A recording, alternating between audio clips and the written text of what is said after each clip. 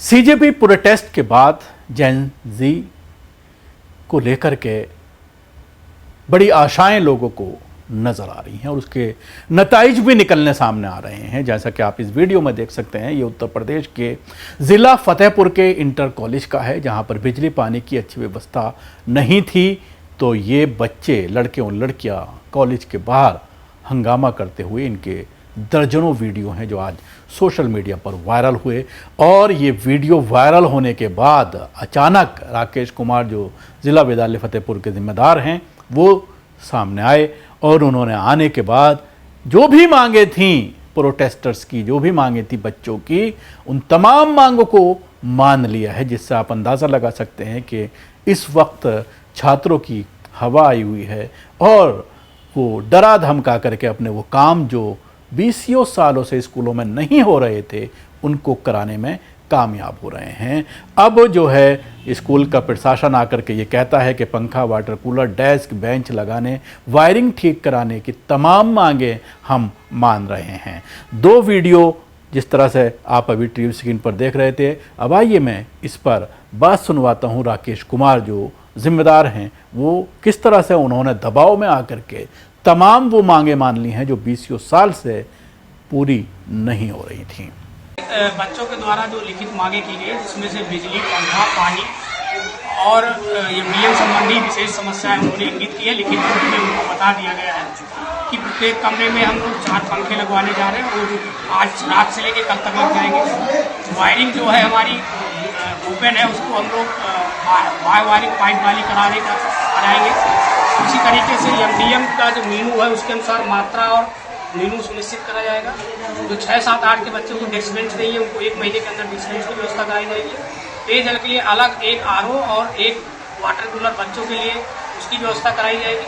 ये सब चीज़ें एक जो जल्दी हो सकती है वो जल्दी हो जाएगी और ये लिखित रूप में बच्चों को दे दी। तो पूर्णतः धरना एक तरह से खत्म कर दिया गया। केवल इनकी एक मांग जो साइंस की मांग है वो पॉसिबल नहीं है, क्योंकि बोर्ड से मान्यता होती है, उसके लिए इंफ्रा चाहिए, लैब चाहिए, उसके बगैर मानता और बिना मानता के हम साइंस की क्लासेस नहीं चलवा सकते। जी, शुभ नाम अपना? मेरा राकेश कुमार, जिला विद्यालय में।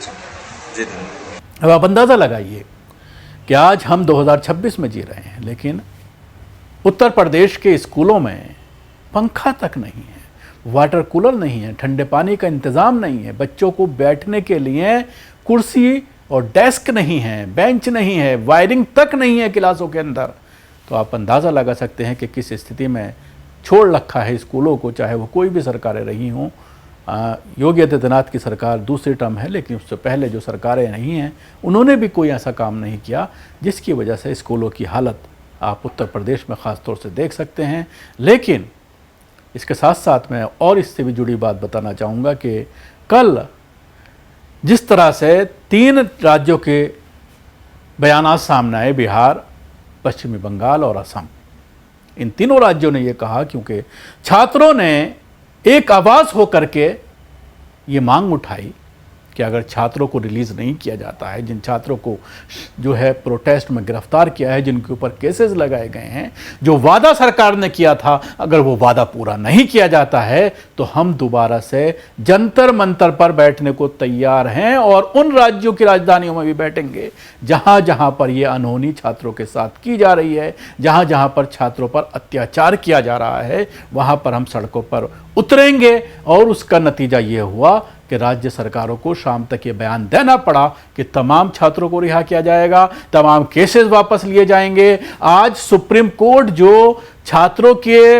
वीडियो देखने की जिसको फुर्सत नहीं थी, 2 दिन से लगातार इस मामले पर सुनवाई कर रहा है और जिस तरह की मौखिक टिप्पणियां सुप्रीम कोर्ट से सामने आ रही हैं, वो भी काफ़ी पॉजिटिव हैं। छात्रों का प्रदर्शन पूरी तरह से शांतिपूर्ण था, ये बात आज सुप्रीम कोर्ट के जरिए कही गई। वे संवैधानिक दायरे में अपनी मांग उठा रहे थे। ज़रूरत से ज़्यादा बल प्रयोग करने वालों पर कानून के मुताबिक कार्रवाई होगी और एक एसआईटी बनाने की बात सुप्रीम कोर्ट के जरिए कही गई है। तो आप अंदाज़ा लगा सकते हैं कि ज़बरदस्त दबाव कॉकरोच जनता पार्टी के इस प्रोटेस्ट से, जो एक नई लीडरशिप निकली है नौजवानों की, और आप इसको कॉकरोच पार्टी से भी जोड़कर मत देखिए, क्योंकि ये अलग ही टाइप के एक पूरा बच्चों का एक जत्था है जो किसी को अपना लीडर मानने को तैयार नहीं है, क्योंकि ये बात सामने आ रही है कि कहीं ना कहीं सब लोग मैनेज हो रहे थे, लेकिन बच्चों के गुस्से को देखते हुए, बच्चों के सोशल मीडिया अकाउंट्स को देखते हुए सरकार को झुकना पड़ा।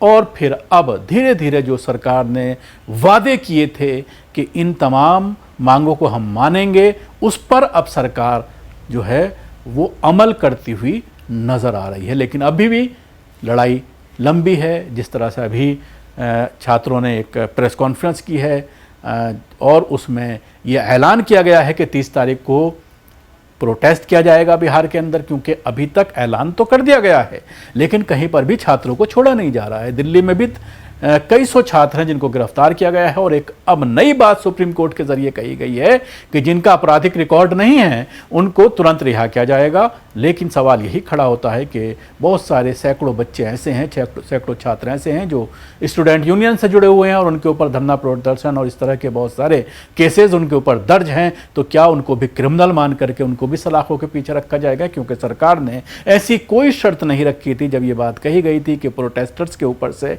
केसेस हटाए जाएंगे, सबको रिहा किया जाएगा। तो उसमें इस तरह की कोई बाउंडेशन नहीं लगाई गई थी कि जिस किसी के ऊपर अगर कोई क्रिमिनल चार्जेस हैं तो उसको नहीं छोड़ा जाएगा। इसलिए अभी मुझे ऐसा लगता है कि ये लड़ाई अभी लंबी चलने वाली है और छात्रों को अपना दबाव पूरी तरह से बना करके रखना होगा।